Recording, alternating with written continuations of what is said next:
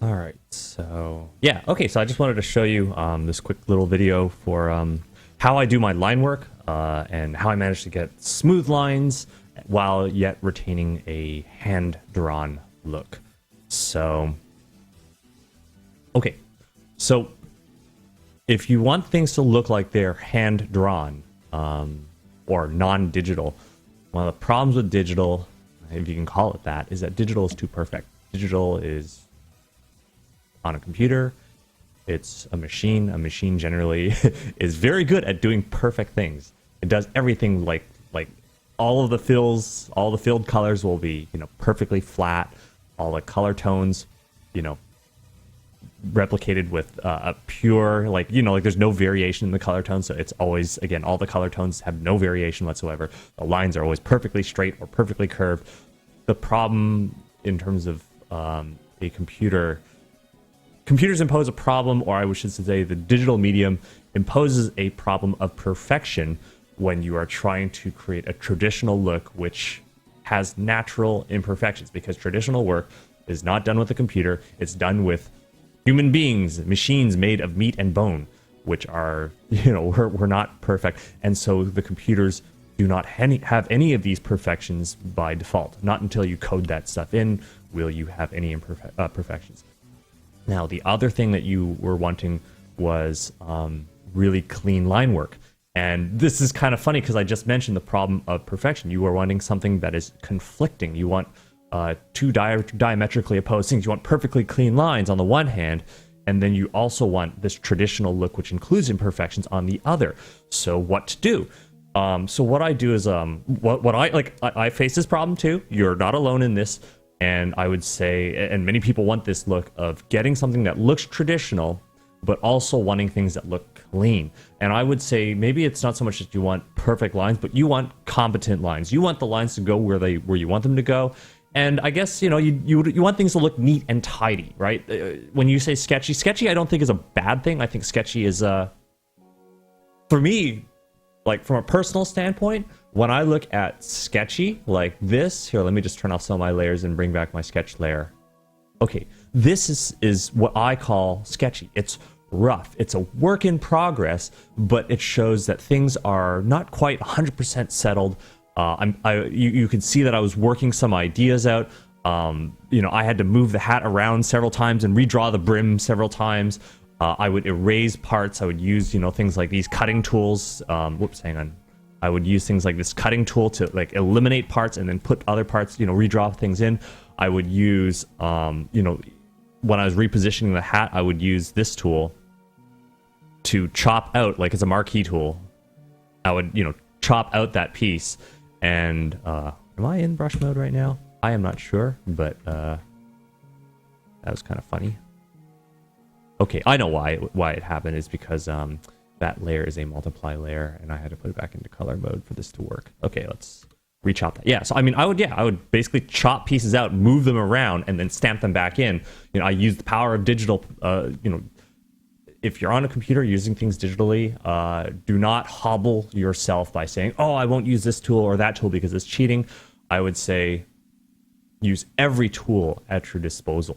If you are working digitally, the only thing that matters is the fact that you are working with a client who has stuff that they want done ASAP. You have deadlines. You may have a list of clients to deal with, and they're coming to you not just because of how well you draw and because of your style, and they may like how you express yourself. They may like how you draw a particular thing. They, if this is how I express, this is my idea of drawing a witch. Happy Halloween, by the way, right? People will hire me for the way that they would hire me for my personal style. But when you are working as, for a job and money is on the line, then you're going to need all the help you can get. You are going to have to make use of the tools that the digital stuff can provide to you. Trust me, you're going to need all the help you can get, because this stuff is tiring. It takes a lot of time, and I would say that the time that you save, right? I know people will call this a cheat, right? But I say, yes, it saves you some time. Yes, it saves you some effort. But I feel that within every human being is a certain amount of energy, meaning the energy that is imparted to you by the food and sleep and drink and showers and personal hygiene and the games that you play and all the other stuff. Okay, that there's a mental state that you have to maintain and a physical state that you have to maintain. That physical state that you are is capable of doing a finite amount of work. And so if you can use the tools that are provided to you from the software, and you can make your own tools and do whatever you can to make your job easier, set up your desk well, get your tools in order, get yourself in order, get rid of the distractions, and you will be able to take your work further. Your job for the client is to take your work as far as you can, as fast as you can, and as well as you can, and still be able to have enough energy left over for the next client and the next client and the next client and the next client and the next client and the next client, because this is a job. It's a career. You're going to do this for life. You're going to do this day after day after day. And you know what? Why not enjoy it? Don't hobble yourself. Do not be a purist. I have, and I'm speaking from the experience of having been a purist, having hobbled myself for so long, refusing to use certain tools. I know people will call them crutches and that sort of thing, but I found that when I finally was able to step outside of that, and I obviously I would work on my own base skills, and yes, I'm not entirely reliant on them, but I'm at that stage now where it's like, no, I will use all the tools at my disposal. I want to be the best worker I can be, and so use the tools. They are there for you to get your job done on time and on budget. All right. So sorry about that long diatribe and distraction. And so, okay. So this is the rough sketch. And yeah, maybe you don't want to send this to a client in this state. You want to clean it up. You want to tidy it up. You want to make it look clean and professional. Those are all good things. Those are all good things. That's fine, because the sketch, this is the initial scaffolding, the initial idea, the initial just putting things together, and you're adjusting things. That's fine. You're tuning things. You're figuring out what you want, what you will draw, what you will present to the client, at least in its rough form, in its initial form, in its adjustable form. Now you're ready to tighten the screws. You're going to turn the screws on this thing. You're going to glue things into place and spot weld them in places, and you're going to make it look like the finished product, which is what you're looking for. That was your initial question. So what I do is I do a number of things. Number one, a paper texture, because you want to make it look like a traditional. A paper texture helps. You can scan some paper in on your printer, make sure some of that grain shows, adjust the contrast and whatever. I have macros that I've created that will generate paper textures. And this I find is a really good thing. Now you can also tell that the colors of the ink are not quite working on this paper texture. They don't look right. So what I do is I use layer modes like multiply. And what multiply does is multiply will make it so that that color is like, it's like you're working with a piece of plastic and you're putting dyes on the plastic, but the dye is transparent, right? It's like if you take a bottle of food coloring, right? And if you take a bottle of food coloring and it tints all the color, right? Like it's a tinting color. It will filter out all the colors except for the blue dye that I have here. So that will darken things down. But what it does is that if we look really, really closely, you can see some of the paper texture will show through because it's multiplying on top. This is the difference, right? If I set it to multiply versus if let's say I think I can just undo redo, right? You can see the A/B difference, right? This looks flat and you can see no variation. This, you can see a little bit of variation and you can see the pixel textures coming through. Now, in regards to getting your work to look clean, work at higher resolutions. Work at higher resolutions because the pixel density will increase. Your computer will slow down, so make sure you have a computer that can handle this. Make sure, again, you get your computer in order. I'm not going to tell you how because there's lots of guides out there and I don't want to waste time on this tutorial on that. Get your computer in order so that you can handle high-res stuff with multiple layers.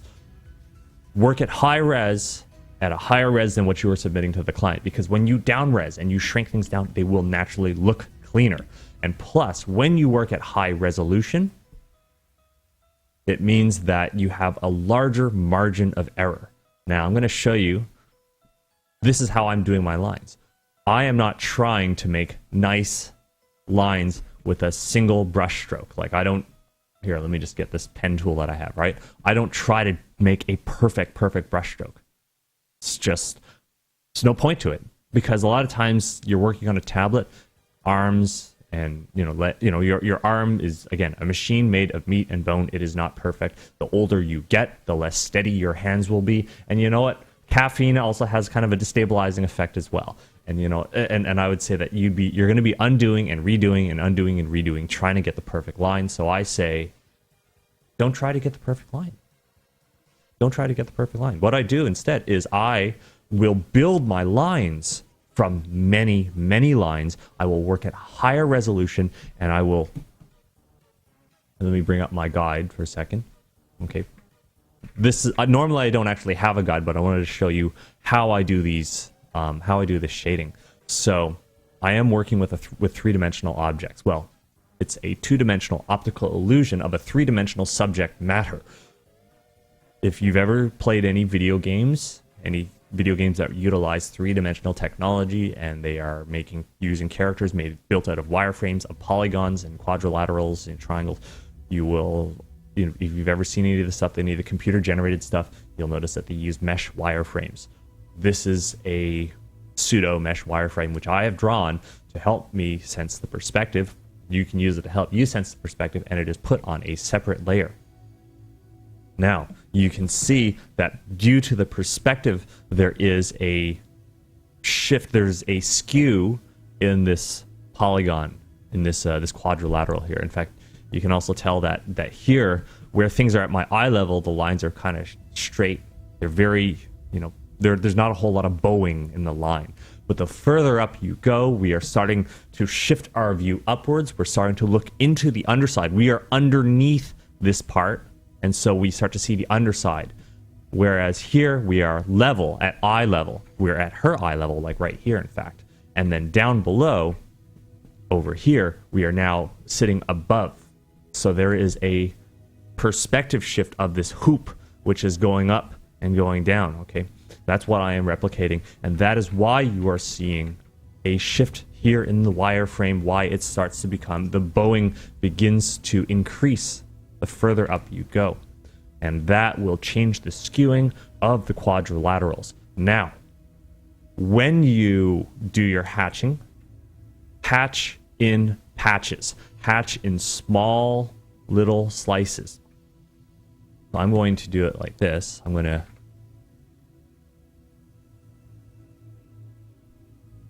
just like that, right?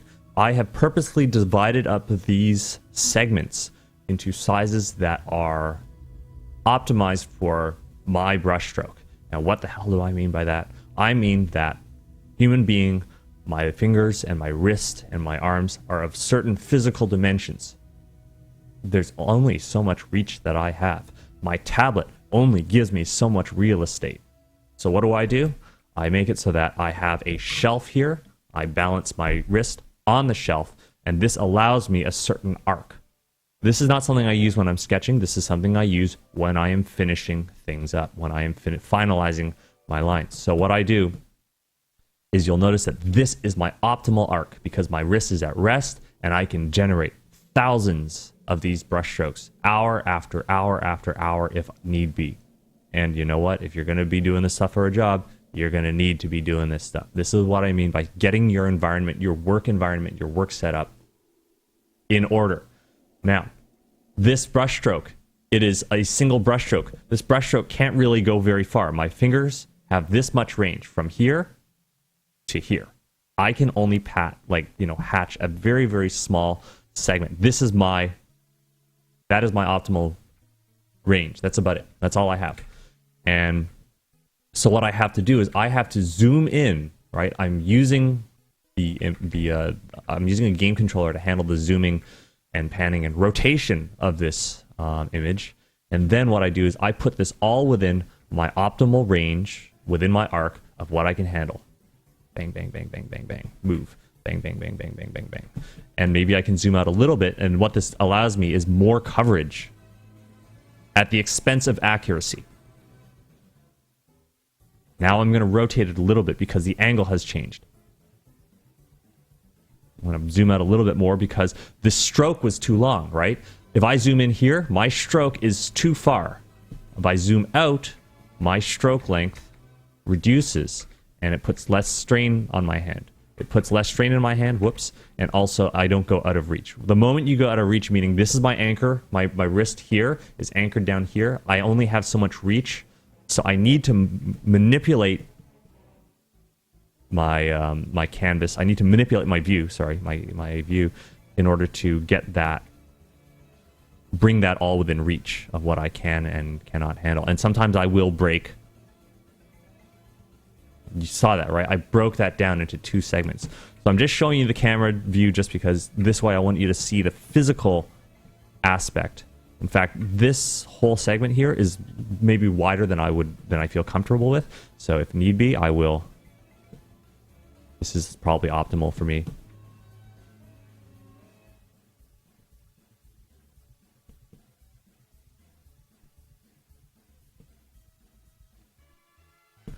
And you can just put some music on, rotate the thing.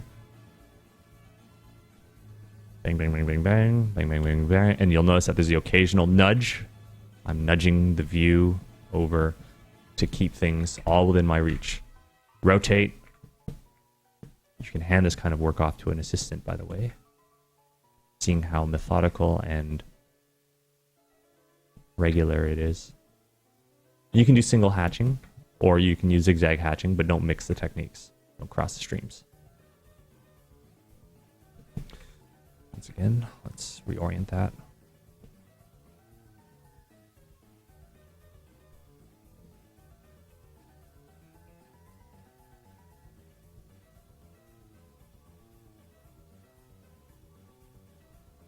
Once again, rotate that up.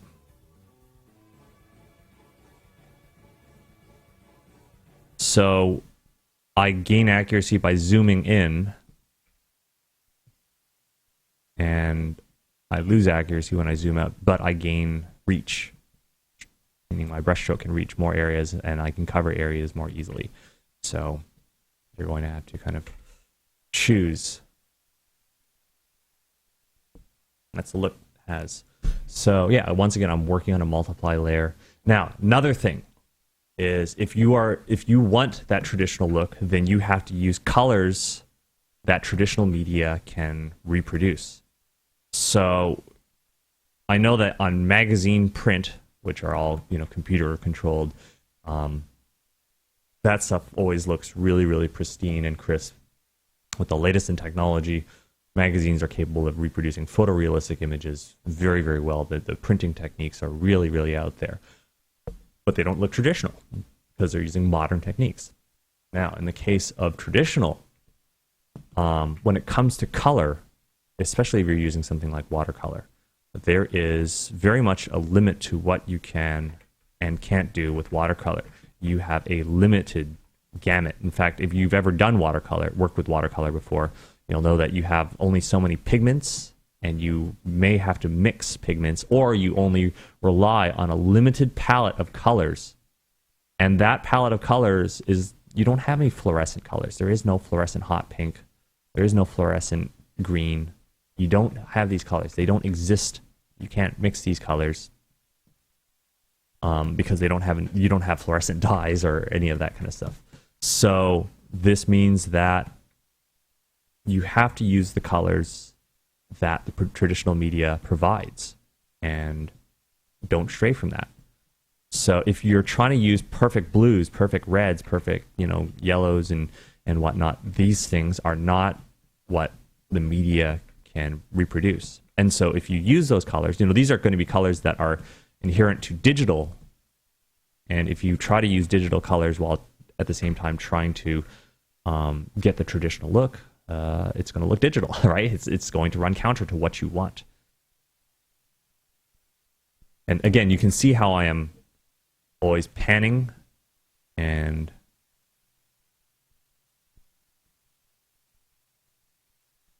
I'm always panning and zooming, and then I can erase a highlight out of this.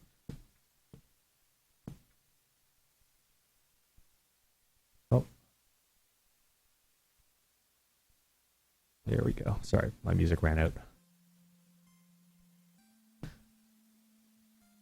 It's good.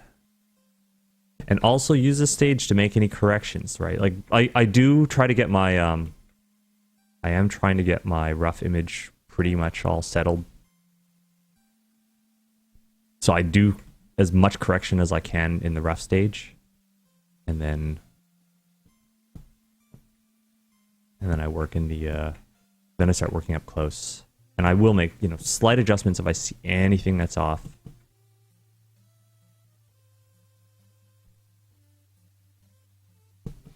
And you'll notice that this is not a tracing. Like I don't trace. Like I don't think of this as tracing or some kind of thing where I'm just filling in. It's just I would refine it. So there is a little bit of adjustment that I do when I'm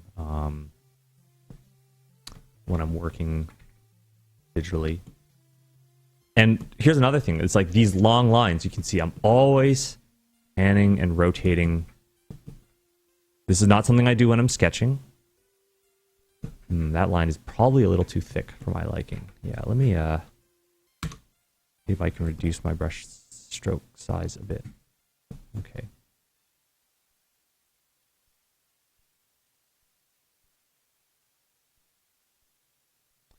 Now, that thing I just did, I drew from the shoulder just now to get that. This is because your fingertips are only good to a certain degree. The arcs that you can produce with your fingertips are going to be irregular. This is better. This gives you a bigger stroke, and these are for the largest strokes. So I use my whole arm. So in terms of size, the bigger the stroke, the bigger the joints you should be using. So this would be a shoulder. This is the shoulder movement. This is an elbow. This is a wrist movement. Fingertips, generally, I only use fingertips to angle the pen in a particular way. So, and you can see that there's always this panning.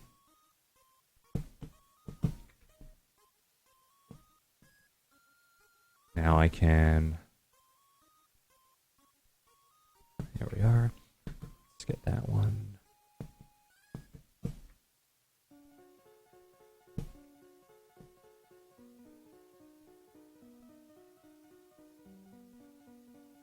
And the thing is, I would draw, look at it, draw and undo a bit. There's a slight amount of tuning.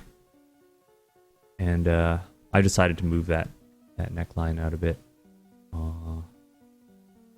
Casting for the shadow area.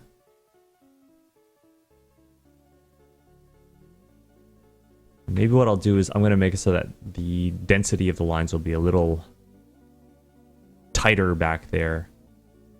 Only because that is an area of crevicing, so that area has fallen into a crevice and has become darker. The ambient light cannot reach that area. And this line here, like of the of her uniform, I've moved it. I've done some perspective correction. So this is not a tracing. I mean, I will look at this rough image that I have, and I see there are little flaws. So in the inking, I am correcting.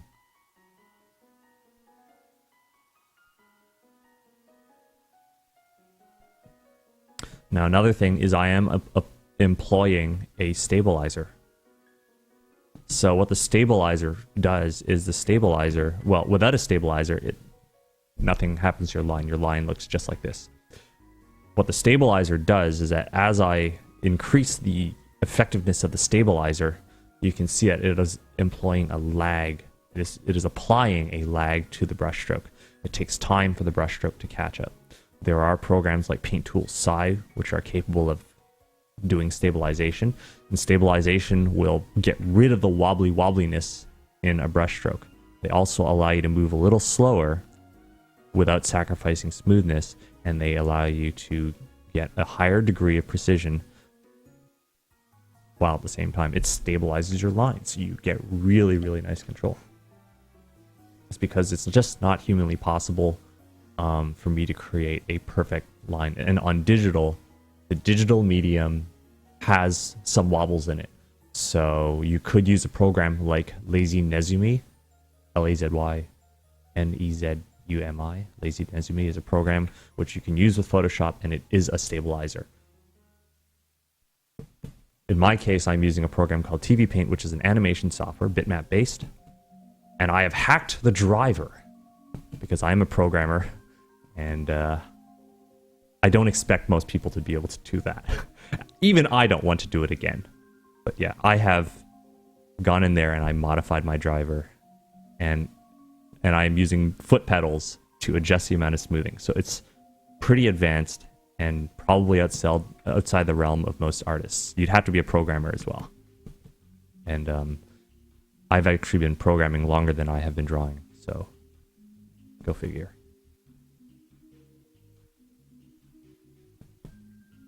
Okay, I'm just going to get some... oh, right. Another important thing is understanding the thickness hierarchy of lines. So, or maybe I should just say, when to make lines thick, when to make them thin. It's a really, really simple rule set. That is, the closer the line is, the thicker the line should be.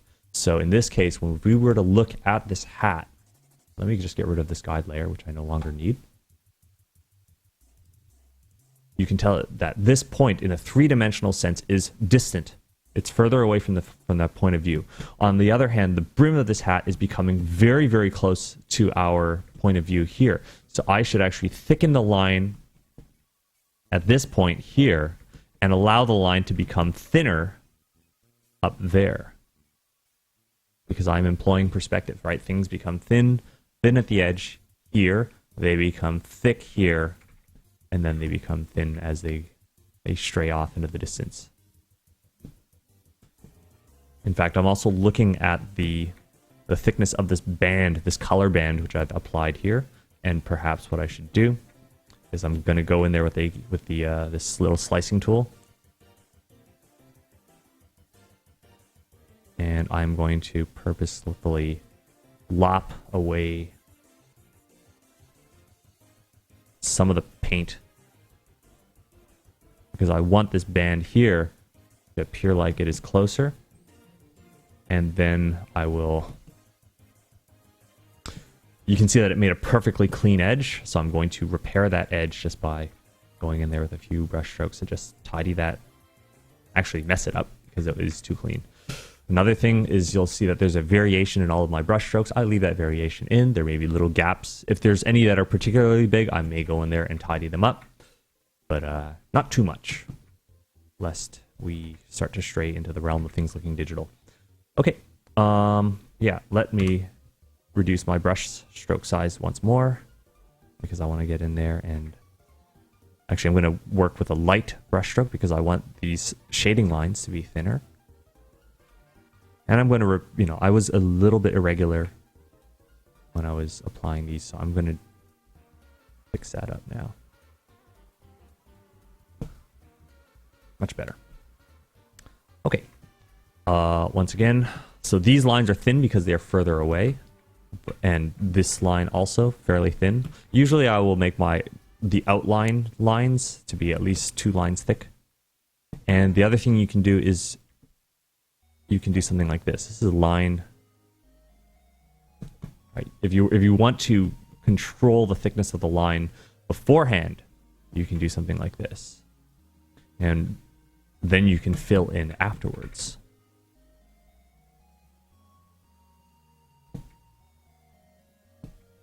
Bang, bang, bang, bang, bang, bang. Bang, bang, bang, bang, bang, bang, bang, bang, bang, bang, bang, bang, bang, bang, bang. Dun, dun, dun, dun, dun, dun, dun. Okay, then these bits. All right. So this allows you to shape the line. Better. Okay, so here I'm going to allow this line to intrude because it's coming in front. Better. Okay, same deal. I'm making cleanups, or I should say I'm making corrections. Oh, I was a little bit sloppy. I was very, very sloppy when I made this little kind of necktie thing. So I'm going to deal with that right now. Again, I am using a stabilizer right now. And just redrawing this. So I am in no way a slave to the line work that I've made. In fact, I look at some parts of this and I'm like, I want to revise that. So I am never, you know, it's never too late for me to go in there and, well, by working this way, it's, you know, I'm able to make adjustments before it becomes too late. So that's better. Okay, now I can bump that outwards, the stabilizer. And the stabilizer, the reason I put the stabilizer on a foot pedal is just because I don't want to have to reach up and hit a hotkey every time. And sometimes I need to adjust the stabilizer in the middle of a brush stroke.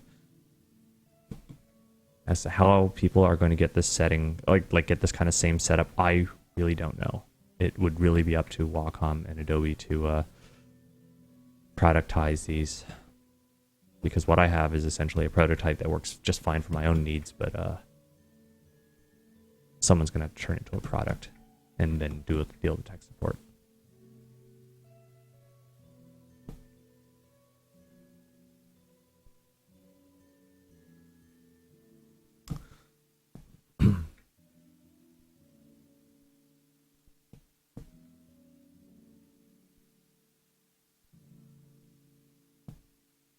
There we go.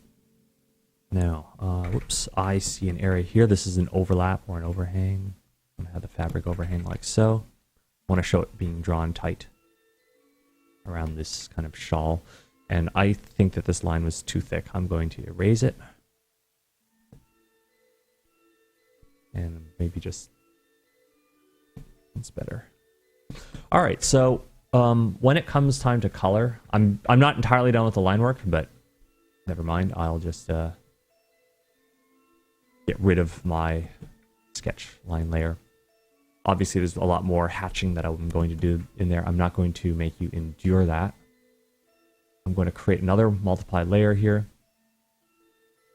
And, and then what I'm going to do is I'm going to figure out my color palette. So I need to make colors which are going to multiply well against this. And, you know, I haven't chosen my color. So I can create a little rectangle, lock the transparency of this. And what locking transparency does is this makes it so that the layer that I'm on, the alpha channel, cannot change. I can still retint things, but I cannot change the alpha channel, which is what I want. So I can now start figuring out, well, what colors do I want? What do I want to have as the base tone for her clothing? What colors do I want for her face? And let's see, that might be face in shadow and then face in the lit areas. That's pretty good. Right, and so maybe what I want to do with the hat is maybe go with just use a darker color like this. So I'm trying to go with colors that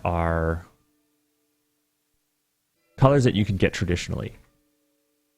So that would be the hat band color right there, and the hair color, I guess. Not sure, but I think let's make her brunette. So let's put that there. Right, so I'll use that for the hair color. And in fact, you can kind of make it into a character like this. Just make your color palette like a character. Right, and I'm going to use matching colors on the uniform. Good enough. Okay. So it's kind of cool. It looks like a thumbnail of the witch. And then I need lit colors as well for this. So actually, I'm going to darken that down a bit. And I'm going to bring my color up a bit because I need lit. So I need a lit version. So there's light and there's shadow that I'll be using or employing here. Great. So yeah, now I can just grab this dark color. Now I have two ways in which I can employ or apply this color. I can, paint it on like this, which is slow and tedious, or I can work very quickly by using a fill tool like this with a stabilizer, of course. Or if you don't want to use a stabilizer, you can use a C-cut. So use a C-cut, and wherever these 2 points are, it will create a straight line. So I'm going to use like regular. So the things that I can work with this edge here, I can work with positive like that. So for round stuff, I can work positive like this. And if I need straight stuff, I do a C-cut. So what I'm really trying to do right now is just get a silhouette, get the silhouette cut. Earlier when I made that first initial rectangle, that was the silhouette cut.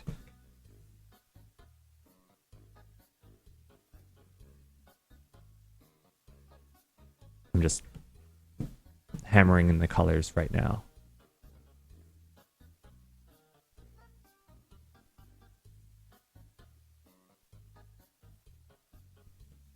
So, base tone has now been applied everywhere. I'm going to lock the transparency down. And now I need to figure out where the lit regions are, so I'll use this color here on the uniform. I'm just figuring out which areas the light can reach. And right now, I'm looking at that. Let's see. No, actually, that's fine. Yeah. So apply it, look at it, see if it looks like it as if light is actually hitting those areas. And if it is, great. This is the initial lighting pass, which is all done with just one color, or I should say 2 colors. So it is binary colors, light and shade. Looking at the hat brim, except where we have here the face. So this is the area that light is starting to hit. That's good. I guess I'll have the light coming down here. Oh, I'm gonna have to grab that, put that back.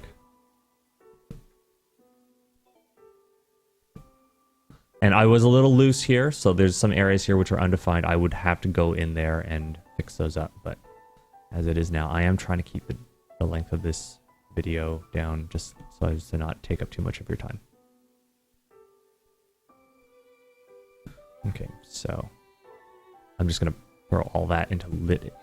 So you can do lighting, very, very rough lighting, and then you can go in and then you can work out sub-object shading. So things like these little overhangs and whatnot I'm putting in now. And then let's grab that color so the hair comes out into the light. Great. So this will serve for the initial lighting pass. You can see how I'm trying to, deal with the bend of the objects. Great. Now that I'm satisfied with that, I'm going to grab the... I do not have a shadowed version of that. I will have to create that in a second. But I'm just going to, apply this lit stuff. I neglected to handle that one. Okay. All right, so I'm satisfied with that. Now I'm going to, apply these areas. You'll notice that I try to do everything en masse in one, in passes. The reasoning for this is that it takes time to mix the colors, choose them from the color palette. And so this is kind of an optimized workflow in that I am trying to avoid wasting too much time switching back and forth between colors and brushes. So I find the one tool that I can use for the job, use it on as many parts as I can foreseeably use on, and then I will switch tools. So let's dim that down and apply the shadowed areas. And I'm not being too careful. There is really no need if you're working at higher resolutions, because when you zoom things down, no one will know the difference.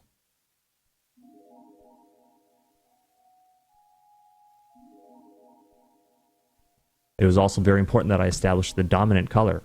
You see this, we're using the most amount of this color. So I'm not just determining colors, but how much of each color that I would use. So I use the most common color over everything. This means that I don't have to spend a lot of time filling. I get the most work done on every brush stroke.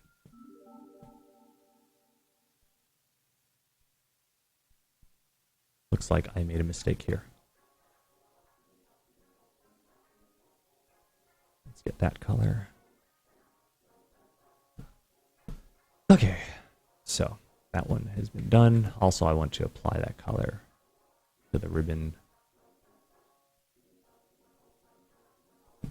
Great. Next thing to do would be the face colors. So, or actually, I'm going to use the hair color. Or let's see, no, face colors first. So I'm going to grab that shadowed color.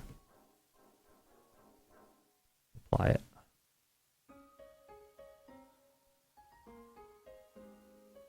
Great. Then I'll take the lit color.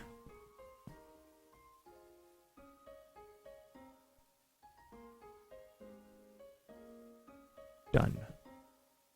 I had that lit color still, so I'm going to hit this area here while I'm at it. Grab that shadowed color. Satisfactory. Next part is hair color, right? Yes. Now, is this lit or shadowed? I don't know. I didn't make the binary colors, so my bad. I'm going to assume that this is the shadowed color. I could have assumed that it was a lit color, but I'm just going to say it's the shadowed color. It's fine. Because it's all about the relative. You know what? That is actually looking kind of bright. So you know what? Maybe this is the lit color. Okay. No worries. I'm going to make a shadowed version of the color. Just dial that down a bit.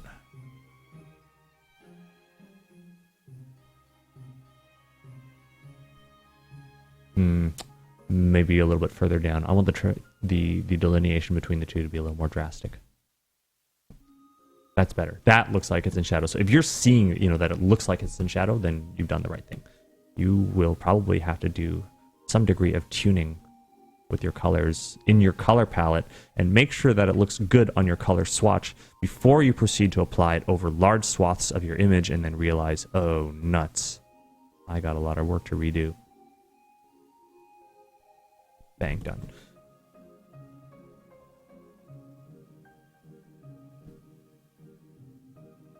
Done. Good. Now take the lit color and apply. Now, this area is looking lighter than that area simply because I have not done any fill hatching. So, my bad. There just wasn't enough time. Done. Okay. Right. So other things you can do after this stage is to, let's see. You could, just give me a second.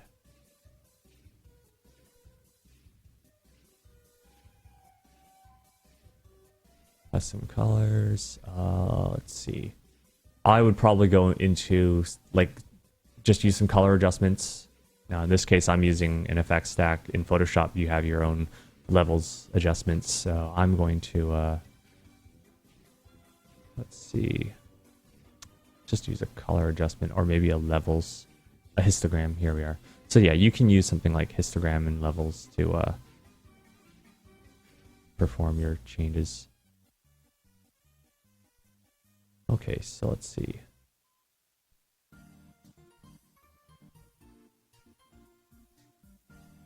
Or, nah. Okay, so in this case, I think what I'll do is I'll dial up the gamma. Right, so maybe increase the contrast a little bit. And then maybe I'll turn down the saturation a bit as well. This is another common problem, is having too much saturation in your dyes. And go shoot for lower contrast stuff, because again, the dyes are only capable of so much. So by dialing down things like the contrast and dialing down the saturation, it starts to emulate the look of traditional dyes a little bit better. And I even want to brighten it up a little bit, so it looks more like a marker drawing, which I think is good. And then I can just apply the FX stack, and that's that. So yeah, pretty methodical. I mean, it's not a whole lot of rocket science to it once you know how. And yeah, hope this was of use to you.